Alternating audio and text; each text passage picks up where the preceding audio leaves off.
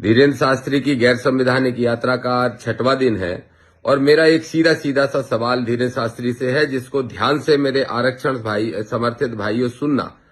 मेरा एक सवाल धीरेन्द्र शास्त्री आपसे है कि क्या आप आरक्षण के विरोधी हो, ये बात स्पष्ट करो, या समर्थन में हो।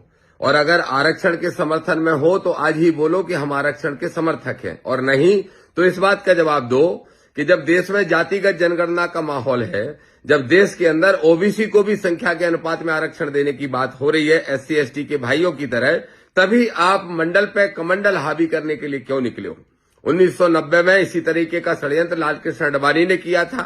आडवाणी जी निकल गए थे जब मंडल कमीशन की सिफारिशें लागू हुई थी, और आज स्थिति वही है कि जब पूरे देश में ओबीसी आंदोलन कर रहा है, एससी एसटी आंदोलन कर रहा है अपने हकों के लिए, तब आप हिंदू राष्ट्र की मांग को लेकर निकल चुके हो, जो कि गैर संवैधानिक है।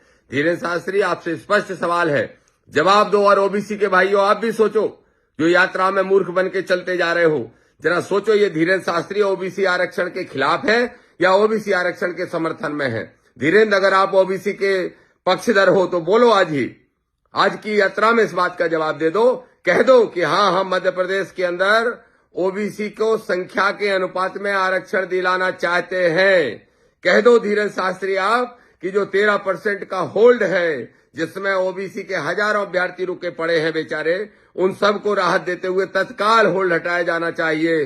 कह दो, अगर हिम्मत है तो वो नहीं है तो फिर आप मानवतावादी नहीं हो। ये बात ओबीसी के भाइयों को भी समझ लेना चाहिए। तो धीरेन्द्र शास्त्री, आपसे सीधा सवाल कि आप ओबीसी आरक्षण या एससी एसटी के भाइयों को सम्मान देने के विरोध में हो या समर्थन में हो, आरक्षण की बात का स्पष्ट जवाब दो।